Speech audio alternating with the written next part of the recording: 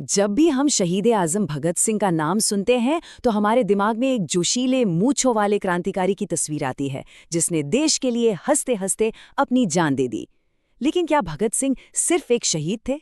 नहीं, वो एक बहुत गहरे विचारक और एक जबरदस्त लेखक भी थे। तो आज हम उनके सबसे मजबूत लेखों में से एक मैं नास्तिक क्यों हूं के जरिए उनके विचारों की दुनिया में उतरेंगे। और यकीन मानिए, ये लेख आज भी उतना ही जरूरी है जितना उस समय था। तो ये सब शुरू कहाँ से हुआ? कहानी शुरू होती है जेल की एक कोठरी से। वहां एक पुराने क्रांतिकारी थे, बाबा रणधीर सिंह। उन्होंने भगत सिंह पर आरोप लगाया कि भाई तुम नास्तिक इसलिए हो गए हो क्योंकि तुम्हें अपनी शोहरत का घमंड हो गया है। इसी आरोप के जवाब में भगत सिंह ने कलम उठाई और तर्कों का एक ऐसा तूफान खड़ा किया जो आज तक लोगों को सोचने पर मजबूर करता है। तो आज हम क्या क्या देखने वाले हैं? सबसे पहले हम भगत सिंह को एक विचारक के तौर पर जानेंगे। फिर समझेंगे कि उनकी नास्तिकता घमंड से नहीं बल्कि तर्क से आई थी। इसके बाद ईश्वर के अस्तित्व पर उनके तीखे सवालों को देखेंगे। फिर धर्म और क्रांति के कनेक्शन को समझेंगे। और आखिर में बात करेंगे कि भगत सिंह आज हमारे लिए इतने जरूरी क्यों हैं। तो चलिए शुरू करते हैं पहले पॉइंट से। भगत सिंह की वो पहचान जो अक्सर नारों और तस्वीरों के पीछे कहीं छिप जाती है। एक विचारक और एक लेखक की पहचान। जरा सोचकर देखिए, साल है 1930, जगह है लाहौर सेंट्रल जेल। एक 23 साल का नौजवान जिसे पता है कि उसे फांसी होने वाली है, और वो क्या कर रहा है? वो कलम उठाकर भारत के सबसे मजबूत तर्कवादी लेखों में से एक लिख रहा है। इन मुश्किल हालात में भी उनका दिमाग कितना साफ और तर्क से भरा हुआ था, ये बात सच में हैरान कर देती है। अब आते हैं भगत सिंह के मुख्य तर्क पर। उन्होंने साफ साफ कहा कि भाई मेरा नास्तिक होना किसी घमंड की वजह से नहीं है, ये तो एक लंबी सोची समझी इंटेलेक्चुअल जर्नी का नतीजा है। और ये कोई रातों रात नहीं हुआ। देखिए, बचपन में भगत सिंह घंटों गायत्री मंत्र का जाप करते थे, एक आस्तिक लड़के थे। लेकिन फिर उन्होंने दुनिया भर की क्रांतियों के बारे में पढ़ना शुरू किया। मार्क्स, बाकुनिन और लेनिन जैसे विचारकों को पढ़ा। उन्होंने हर पुरानी मान्यता को तर्क की कसौटी पर परखा और फिर जाकर इस नतीजे पर पहुंचे कि नास्तिकता ही एक तर्कसंगत रास्ता है। ये घमंड नहीं था, ये थी ज्ञान की एक ईमानदार खोज। चलिए अब उस हिस्से पर आते हैं जहां भगत सिंह सीधे सीधे कुछ ऐसे बुनियादी और चुभने वाले सवाल पूछते हैं जो किसी को भी सोचने पर मजबूर कर दें। ये उनके लेख का दिल है। उनका पहला और सबसे सीधा सवाल, अगर भगवान सब कुछ कर सकता है, सब जानता है, तो उसने ये दुनिया बनाई ही क्यों जो दुखों और तकलीफों से भरी पड़ी है? यहाँ तो कोई एक इंसान भी पूरी तरह से खुश नहीं है। ये एक ऐसा सवाल है जिसका जवाब आज भी लोग ढूंढ रहे हैं। फिर उनका अगला सवाल भी उतना ही पावरफुल है। अच्छा, अगर भगवान इतना ही शक्तिशाली है तो वो लोगों को पाप करने से, गलत काम करने से, जुर्म करने से रोकता क्यों नहीं? ये सवाल सीधा सीधा भगवान के ओमनीपोटेंट यानी सर्वशक्तिमान होने के आइडिया को चैलेंज करता है। और फिर आता है उनका सबसे तीखा सवाल। वो सीधा सीधा भारत पर ब्रिटिश राज की तरफ इशारा करते हैं और पूछते हैं कि जब एक कौम दूसरी कौम पर जुल्म करती है तब भगवान कहाँ होता है? क्या वो ये सब देखकर खुश होता है, जैसे रोम को जलता देखकर नीरो बांसुरी बजा रहा था? ये सवाल धर्म को राजनीति की जमीनी हकीकत के सामने लाकर खड़ा कर देता है। तो अब सवाल ये उठता है कि भगत सिंह ये सारे सवाल क्यों पूछ रहे थे? क्योंकि उनके लिए ये सिर्फ फिलॉसफी की बातें नहीं थी, इसका सीधा कनेक्शन था उस क्रांति से जिसके लिए वो लड़ रहे थे। उनके लिए विचार दुनिया बदलने का हथियार थे। भगत सिंह का मानना था कि भगवान का आइडिया इंसान ने ही बनाया है, अपनी कमजोरियों और डर की वजह से। और फिर क्या हुआ? जो पावरफुल लोग थे, समाज के अमीर वर्ग थे, उन्होंने इस आइडिया का इस्तेमाल अपनी ताकत को सही ठहराने के लिए किया। जैसे पुनर्जन्म का सिद्धांत, ये कहकर कि तुम्हारी गरीबी तुम्हारे पिछले जन्म के कर्म है, शोषण को सही ठहराया गया। मार्क्स की तरह भगत सिंह भी मानते थे कि धर्म जनता के लिए एक अफीम की तरह है जो उसे सुलाए रखती है ताकि वो अपने ऊपर हो रहे अन्याय के खिलाफ आवाज न उठाए। और यहीं पर हमें यह समझना होगा कि भगत सिंह के लिए क्रांति का मतलब क्या था। उनके लिए क्रांति का मतलब सिर्फ बम और पिस्तौल नहीं था। नहीं, उनके लिए क्रांति का असली मतलब था उस पूरे सिस्टम को जड़ से उखाड़ फेंकना जो अन्याय पर टिका है। ये एक सामाजिक, आर्थिक और वैचारिक बदलाव की लड़ाई थी। तो फिर ऐसी व्यवस्था को बदलने के लिए चाहिए क्या? ये वाक्य उनके पूरे तर्क का सार है। भगत सिंह कहते हैं, निर्मम आलोचना और स्वतंत्र चिंतन। मतलब हर पुरानी मान्यता पर सवाल उठाओ, उसकी चीर-फाड़ करो और बिना किसी के दबाव में आए आज़ादी से सोचो। उनके हिसाब से यही एक असली क्रांतिकारी की पहचान है। और इसीलिए वो कहते थे कि अंधी आस्था, ब्लाइंड फेथ, बहुत खतरनाक है। क्यों? क्योंकि ये दिमाग को सुस्त बना देती है, सोचने समझने की ताकत छीन लेती है और इंसान को रिएक्शनरी बना देती है। मतलब जो हर बदलाव के खिलाफ हो, जो भी समाज को बेहतर बनाना चाहता है, उसे सबसे पहले अंधी आस्था से आज़ाद होना होगा। तो अब हम आते हैं सबसे ज़रूरी बात पर। भले ही भगत सिंह के विचार लगभग 100 साल पुराने हैं, लेकिन वो आज भी एक मशाल की तरह हैं जो हमें आज की दुनिया को समझने और बदलने का रास्ता दिखा सकते हैं। भगत सिंह का युवाओं के लिए एक सीधा सा संदेश था, देश को बदलना है तो राजनीति में हिस्सा लो। सिर्फ बाहरी दुश्मनों से नहीं, समाज और खुद के अंदर जो कमजोरियां हैं, उनसे भी लड़ो। सिर्फ उनके बलिदान को मत पूजो, उनके विचारों को समझो और अपनी जिंदगी का गाइडिंग स्टार, अपना ध्रुव तारा, तर्क को बनाओ। और पता है, वो जो मशाल भगत सिंह ने लाहौर जेल में जलाई थी ना, वो आज भी जल रही है। जब आज के युवा सड़कों पर उतरते हैं, सवाल पूछते हैं, बहस करते हैं और बदलाव की मांग करते हैं, तो कहीं न कहीं उसमें भगत सिंह की ही आवाज़ गूंजती है। ये स्वतंत्र विचार की एक अटूट कड़ी है, जो तब से लेकर आज तक चली आ रही है। तो आखिर में ये सवाल हम सबके लिए है। आज के इस दौर में, जहां हर तरफ शोर ही शोर है और विचारों से ज्यादा भावनाएं हावी हैं, भगत सिंह के तर्कपूर्ण और स्वतंत्र विचार का असली मतलब क्या है? हम इसे अपनी जिंदगी में, अपने समाज में कैसे अपना सकते हैं? इस पर सोचना शायद उस महान क्रांतिकारी को हमारी सबसे सच्ची श्रद्धांजलि होगी। सोचिए, साल 1930 की बात है। लाहौर सेंट्रल जेल की एक बेहद संकरी, सीलन भरी और अंधेरी कालकोठरी। उस कालकोठरी में एक 23 साल का युवक बैठा है और उसे मालूम है कि बस कुछ ही महीनों में उसे फांसी के फंदे पे लटका दिया जाएगा। मतलब मौत बिल्कुल सामने खड़ी है, दिन गिन रही है। बिल्कुल। लेकिन इस खौफनाक इंतजार के बीच वो युवक डरने या किसी चमत्कार की प्रार्थना करने के बजाय दुनिया के कुछ सबसे गहरे दार्शनिक विचारों को कागज पर उतार रहा है। वो समाज, सत्ता और ईश्वर के बुनियादी सवालों को उधेड़ रहा है। और आप देखिए, ये कोई आम मानवीय प्रतिक्रिया नहीं है। हाँ, सही बात है। अक्सर जब इंसान को मौत करीब दिखती है ना, तो वो किसी न किसी अलौकिक शक्ति की शरण में जाता है। एक मनोवैज्ञानिक दबाव होता है कि शायद कोई चमत्कार हो जाए। कोई भी इंसान यही करेगा। बिल्कुल। लेकिन इस काल कोठरी में हम एक ऐसे दिमाग को देखते हैं जो अपने अंतिम समय में भी पूरी तरह से तार्किक, शांत और यथार्थवादी बना हुआ है।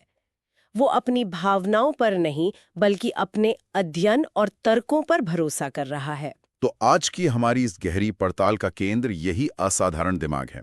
आज हम मुख्य रूप से बात करने वाले हैं भगत सिंह के उस ऐतिहासिक लेख मैं नास्तिक क्यों हूं के बारे में।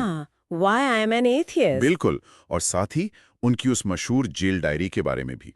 हमारे पास जो स्रोत हैं, उनमें उनके मूल लेख, कुछ ऐतिहासिक दस्तावेज और उनकी जेल की पढ़ाई से जुड़ी कुछ बहुत ही अनसुनी कहानियां शामिल हैं, जो कि बहुत ही रोचक है। हाँ, तो हमारा मकसद ये समझना है कि आखिर एक ऐसा युवा जो अपने शुरुआती दिनों में घंटों बैठकर प्रार्थना करता था, वो एक प्रतिबद्ध मार्क्सवादी नास्तिक कैसे बन गया।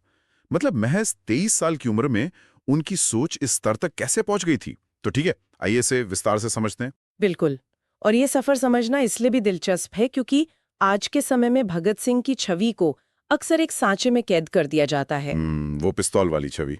हाँ, एक हाथ में पिस्तौल और सिर पर हैट पहने हुए एक गर्म खून वाले विद्रोही युवा की छवि। और विभिन्न राजनीतिक विचारधाराएं, चाहे वामपंथी हों या दक्षिणपंथी, उन्हें अपने अपने तरीके से पेश करने की कोशिश करती हैं, अपने अपने एजेंडे के हिसाब से। बिल्कुल। कोई उन्हें उग्र राष्ट्रवादी बताता है तो कोई कुछ और, लेकिन हमारे स्रोत हमें उनका एक बिल्कुल अलग, एक बहुत ही बौद्धिक रूप दिखाते हैं। और हमारी इस चर्चा में हम किसी भी राजनीतिक चश्मे से उन्हें नहीं देखेंगे। हम निष्पक्ष रूप से सिर्फ उनके अपने शब्दों और ऐतिहासिक तथ्यों के आधार पर ये समझेंगे कि उन्होंने खुद दुनिया को किस नजरिए से देखा था। तो इस वैचारिक सफर की शुरुआत उस घटना से करते हैं जिसने उन्हें ये लेख लिखने पर मजबूर किया। मतलब मौत की सजा का इंतजार कर रहे इंसान को अचानक नास्तिकता पर इतना लंबा लेख लिखने की क्या सूझी? ये एक बहुत ही दिलचस्प वाकया है। हाँ, स्रोतों के मुताबिक इसका ट्रिगर जेल के अंदर ही हुई एक मुलाकात थी। हाँ, और वो मुलाकात बाबा रणधीर सिंह के साथ हुई थी। बात 1930 या 31 की है। लाहौर सेंट्रल जेल में गदर पार्टी के एक बहुत ही सम्मानित स्वतंत्रता सेनानी कैद थे, बाबा रणधीर सिंह। अच्छा। वे ईश्वर में बहुत बहुत गहरी आस्था रखते थे। जब उन्हें पता चला कि उसी जेल में बंद भगत सिंह ईश्वर को नहीं मानते, तो उन्हें लगा कि इस युवा को सही रास्ते पर लाना चाहिए। उन्होंने किसी तरह भगत सिंह की कालकोठरी तक पहुंचने का इंतजाम किया और ईश्वर के अस्तित्व पर उन्हें यकीन दिलाने की भरपूर कोशिश की। मतलब मुझे ये स्थिति थोड़ी अजीब लगती है। कैसे? एक इंसान फांसी की सजा का इंतजार कर रहा है और कोई दूसरा व्यक्ति उसकी सेल में आकर उसे धर्म और ईश्वर पर बहस करने के लिए कह रहा है। जाहिर है भगत सिंह उनके तर्कों से सहमत तो नहीं हुए होंगे। बिल्कुल नहीं, वे सहमत नहीं हुए। और जब बाबा रणधीर सिंह अपने तमाम तर्कों के बावजूद भगत सिंह को मना नहीं पाए, तो वे नाराज हो गए। स्वाभाविक है। और उन्होंने एक ऐसी बात कही जो समाज में आज भी अक्सर सुनने को मिलती है। उन्होंने ताना मारते हुए कहा कि प्रसिद्धि से तुम्हारा दिमाग खराब हो गया है और तुम अहंकारी बन गए हो। ओह। हाँ, उन्होंने कहा कि ये अहंकार ही तुम्हारे और ईश्वर के बीच एक काले पर्दे की तरह खड़ा है। और इसी अहंकार या कहें वैनिटी के आरोप ने भगत सिंह को ये ऐतिहासिक लेख लिखने पर मजबूर किया, जो उन्होंने 5 और 6 अक्टूबर 1930 को लिखा था। यार ये वैनिटी वाली बात बहुत जानी पहचानी लगती है। ये बिल्कुल वैसा ही है जैसे मान लीजिए कोई व्यक्ति बहुत पढ़ने लिखने के बाद अपनी कोई पुरानी सोच बदल लेता है। हाँ हाँ बिल्कुल। अब आसपास के लोग ये मानने के बजाय कि उसने कुछ नया सीखा है या उसका नजरिया व्यापक हुआ है, वो सीधा ये कह देते हैं कि अरे सफलता से इसके पैर जमीन पर नहीं रहे, इसे घमंड हो गया है। सही कहा। लोग किसी के वैचारिक बदलाव को स्वीकार करने के बजाय उसे अहंकार का नाम दे देते हैं। ये एक बहुत बहुत सटीक तुलना है। समाज बदलाव को आसानी से पचा नहीं पाता। लेकिन यहाँ जो बात सबसे आकर्षक है वो ये है कि भगत सिंह ने बाबा रणधीर सिंह के इस आरोप का जवाब किसी गुस्से में नहीं दिया। उन्होंने बहुत शांति से जवाब दिया था ना। बिल्कुल। वे बाबा का बहुत सम्मान करती थी, मेरा मतलब सम्मान करते थे। भगत सिंह ने अपने लेख में पूरी विनम्रता से यह तर्क दिया कि कोई भी व्यक्ति केवल अहंकार के कारण नास्तिक नहीं बन सकता। हाँ, और उन्होंने लेख में जो तर्क दिया वो मुझे बहुत तार्किक लगा।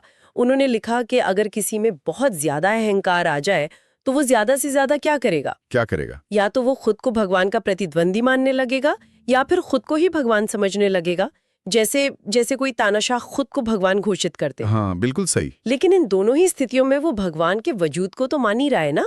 यही उनके तर्क की सबसे बड़ी ताकत थी। उन्होंने स्पष्ट किया कि एक सच्चा नास्तिक वो है जो सर्वोच्च सत्ता के अस्तित्व को ही पूरी तरह नकारता है। भगत सिंह ने लिखा कि वे न तो खुद को ईश्वर का प्रतिद्वंदी मानते हैं, न ही कोई अवतार। वे बस एक यथार्थवादी हैं जो वास्तविकता को तर्कों की कसौटी पर कस रहे हैं। मतलब उनका नास्तिकतावाद किसी रातों रात मिली प्रसिद्धि का नतीजा नहीं था। बिल्कुल नहीं।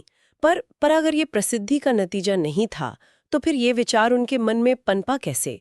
क्योंकि अगर उनके बचपन की बात करें तो वे एक रूढ़िवादी आर्य समाजी परिवार से आते थे। ये तो एक बहुत बड़ा यू टर्न है। हाँ, एक बहुत बड़ा बदलाव है।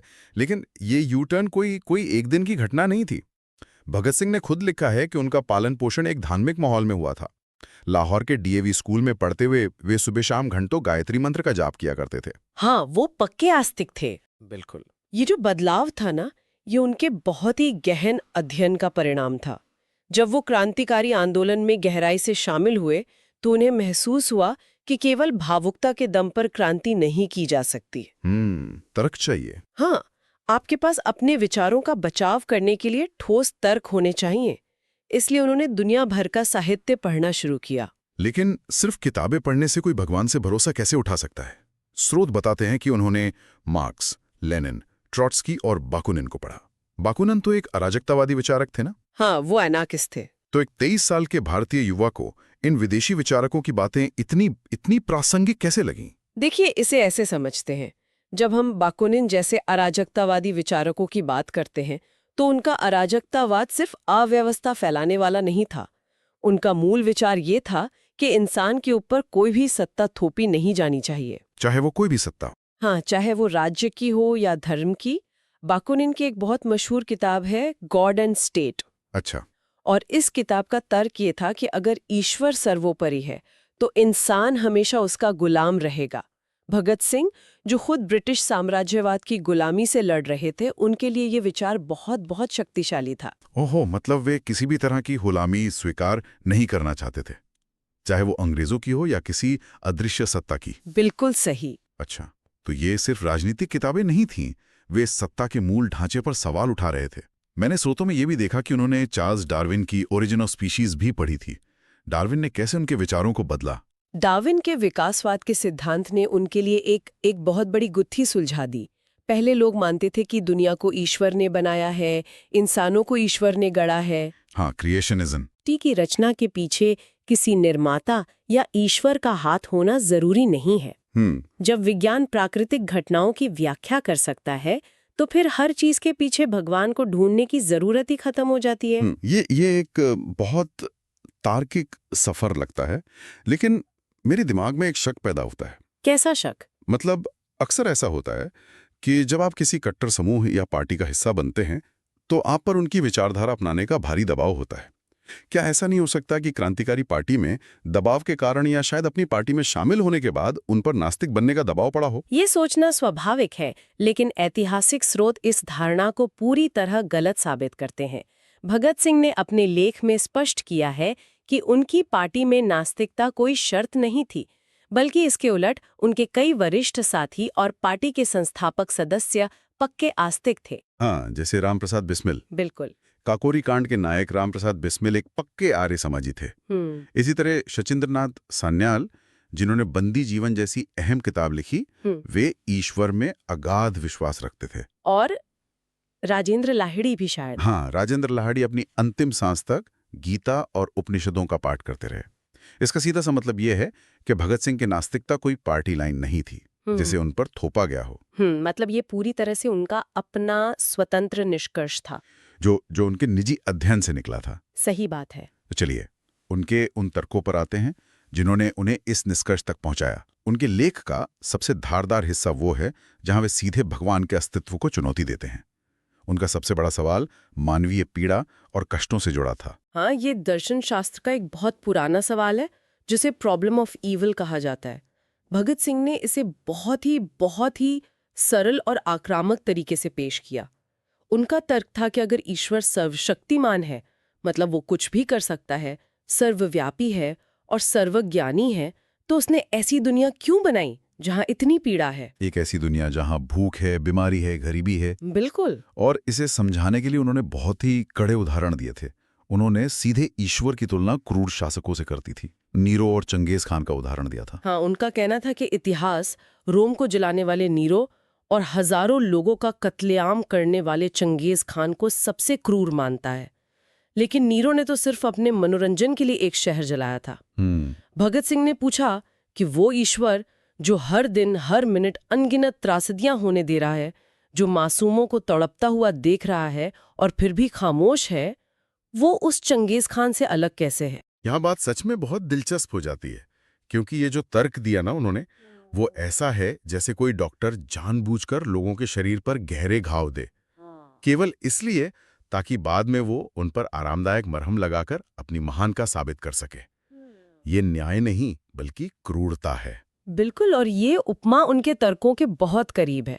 जब भगत सिंह ने ये सवाल उठाया तो जाहिर है कि धार्मिक लोगों के पास इसका एक बना बनाया जवाब होता है, कर्मों का सिद्धांत। हाँ, पिछले जन्म के कर्म। वही कि इंसान जो कुछ भी भुगत रहा है वो उसके पिछले जन्म के कर्मों का फल है। ये बात तो भारतीय समाज में बहुत बहुत गहराई तक बैठी हुई है। हर परेशानी का जवाब यही होता है कि पिछले जन्म में कुछ बुरा किया होगा।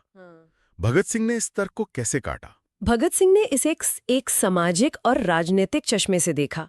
उनके नजरिए से पूर्व जन्म का ये सिद्धांत सिर्फ शोषक वर्ग यानी अमीर पूंजीपतियों, राजाओं और सत्ताधारियों का एक बहुत ही चालाकी भरा हथियार है। मतलब ये अपनी जिम्मेदारी से भागने का एक तरीका है। उठाता है तो उसे यह कहकर चुप करा दिया जाता है कि तुम्हारा शोषण इसलिए नहीं हो रहा कि व्यवस्था खराब है, बल्कि इसलिए हो रहा है क्योंकि तुम पिछले जन्म के पापी हो। ओह, ये तो बहुत ही सुविधाजनक है ना?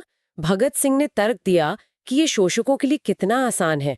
वे गरीबों को लूट भी रहे हैं और धर्म के नाम पर उन्हें ये यकीन भी दिला रहे हैं कि ये लूट भगवान की मर्जी है। और अगर बीमारियों की बात करें तो? हाँ, जन्मजात बीमारियों के लिए भगत सिंह ने स्पष्ट किया कि अगर कोई बच्चा जन्म से अंधा या लंगड़ा पैदा होता है तो जीव विज्ञान यानी बायोलॉजी के पास इसके वैज्ञानिक कारण मौजूद हैं, ना कि कर्मों के सिद्धांत के पास। ये एक बहुत ही गहरी और बेचैन करने वाली बात है ना? क्योंकि अगर इंसान सारा दोष पिछले जन्म पर या भगवान की मर्जी पर डाल देगा तो वो कभी भी मौजूदा व्यवस्था के खिलाफ बगावत नहीं करेगा। बिल्कुल नहीं करेगा। लेकिन ये एक बड़ा सवाल खड़ा करता है। अगर भगत सिंह के तर्कों के अनुसार ईश्वर दुनिया को नहीं चला रहा है और उसके पीछे कोई तार्किक आधार नहीं है, तो फिर धर्म और ईश्वर की अवधारणाएं पूरी दुनिया में इतनी गहराई से क्यों फैली हुई है? भगत सिंह ने अपने अध्ययन से इसका एक ऐतिहासिक विश्लेषण किया था। उनका मानना था कि शुरुआत में जब आदिमानव प्रकृति की ताकतों को नहीं समझता था, जैसे बिजली का कड़कना, हाँ, बिजली क्यों कड़कती है, बाढ़ क्यों आती है या महामारियां क्यों फैलती हैं, तो उसने अपनी कमजोरियों और डर के कारण एक काल्पनिक रक्षक यानी भगवान की रचना की। मतलब ये इंसानी डर का नतीजा था। बिल्कुल। लेकिन समस्या तब शुरू हुई जब बाद में समाज के ताकतवर लोगों ने इस डर का इस्तेमाल अपने फायदे के लिए करना शुरू कर दिया। तो धर्म एक हथियार में बदल गया। हाँ, शोषक वर्ग ने लोगों को नियंत्रण में रखने और अपने विशेषाधिकारों को सही ठहराने के लिए इस ईश्वर के डर का इस्तेमाल किया। आप देखेंगे कि दुनिया के लगभग हर बड़े धर्म में राजा या सत्ता के खिलाफ विद्रोह को हमेशा पाप माना गया है। सही कहा। धर्म ने लोगों को यह सिखाया कि जो भी दुख है उसे सह लो, क्योंकि यही ऊपर वाले की मर्जी है। इससे तो सत्ता में बैठे लोगों को कभी कोई खतरा ही नहीं होगा। उन्होंने अपने लेख में अंग्रेजों और पूंजीपतियों को लेकर भी तो एक सीधा सवाल दागा था ना। हाँ, उन्होंने पूछा था कि अगर ईश्वर सच में इतना ही दयालु है तो वो अंग्रेजों के मन में भारत को आजाद करने की भावना क्यों नहीं डाल देता, या उन कारखानेदारों और पूंजीपतियों के हृदय में परोपकार क्यों नहीं जगा देता, ताकि वे उत्पादन के साधनों पर अपना एकाधिकार छोड़ दें। तो इन सब का असल में क्या मतलब है? क्या भगत सिंह का मानना था कि क्रांति केवल अंग्रेजों को बाहर निकालने तक सीमित नहीं होनी चाहिए? अगर हम इसे व्यापक संदर्भ में देखें तो भगत सिंह का इंकलाब सिर्फ सत्ता परिवर्तन नहीं था। मतलब सिर्फ गोरे अंग्रेजों को हटाकर भूरे अंग्रेजों को बिठाना उनका लक्ष्य नहीं था। तो उनका असल लक्ष्य क्या था? वे एक संपूर्ण सामाजिक क्रांति चाहते थे, जहां वर्ग भेद, जातिवाद और अंधविश्वास का पूरी तरह खात्मा हो। उनका मानना था कि वास्तविक आज़ादी तभी मिलेगी जब समाज समाजवादी आधार पर पुनर्गठित होगा और एक इंसान द्वारा दूसरे इंसान का शोषण पूरी तरह बंद होगा। ये सब सुनकर तो यही लगता है कि वे धर्म के सख्त खिलाफ थे। लेकिन जब हम इन स्रोतों को आगे पढ़ते हैं तो एक बहुत बड़ा विरोधाभास सामने आता है। हाँ, एक ऐसा पहलू जो अक्सर नजरअंदाज कर दिया जाता है। वाकई भगत सिंह धर्म और ईश्वर के इतने कट्टर आलोचक थे, लेकिन स्रोतों से जो जानकारी मिलती है वो हैरान कर देती है।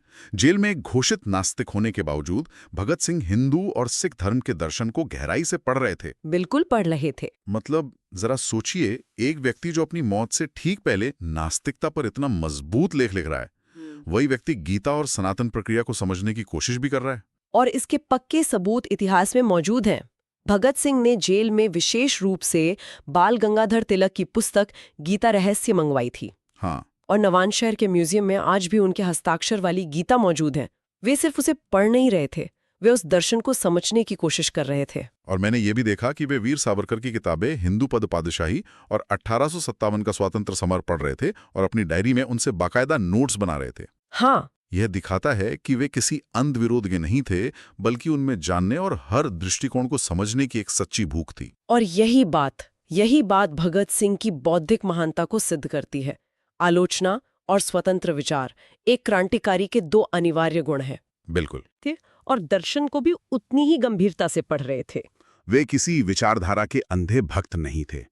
उनका सिद्धांत था, पढ़ो और आलोचनात्मक सोच विकसित करो। हाँ, बिना परखे किसी चीज को ना तो मानो और ना ही खारिज करो। तो इस चर्चा को समेटते हुए हम ये कह सकते हैं कि उनका ये सफर बहुत ही असाधारण था, खासकर जब हम याद करते हैं कि वो केवल 23 वर्ष के थे।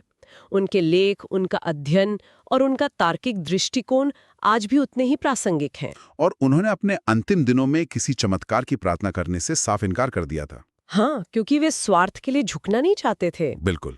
इस पूरी पड़ताल के बाद बस एक सवाल जहन में आता है जो सच में सोचने पर मजबूर करता है। स्रोतों से पता चलता है कि जेल में रहते हुए भगत सिंह ने 4 किताबें लिखी थी, जो दुर्भाग्य से इतिहास के पन्नों में कहीं खो गईं या नष्ट हो गईं। ये सोचने वाली बात है कि अगर 23 साल की उम्र में वे इतनी परिपक्वता के साथ मैं नास्तिक क्यों हूं लिख सकते थे, तो उन 4 खोई हुई किताबों में समाजवाद, इतिहास और इंसानियत के लिए उनका नजरिया कितना विशाल रहा होगा। ये एक बहुत ही गहरा सवाल है। अगर वे किताबें आज हमारे पास होती, तो क्या आज की हमारी दुनिया की वैचारिक दिशा कुछ अलग होती? शायद हम बहुत सी चीजों को एक अलग ही नजरिए से देख रहे होते। खैर, इसी विचार के साथ हम आज की इस गहरी चर्चा को यहीं विराम देते हैं। आशा है इस विषय ने आपको भी सोचने पर मजबूर किया होगा। और हम उम्मीद करते हैं कि आप खुद भी इन स्रोतों को गहराई से पढ़ेंगे। बिल्कुल। तो पढ़ते रहिए और सवालों को तर्कों की कसौटी पर कसते रहिए। मिलेंगे अगली ऐसी ही एक दिलचस्प पड़ताल में।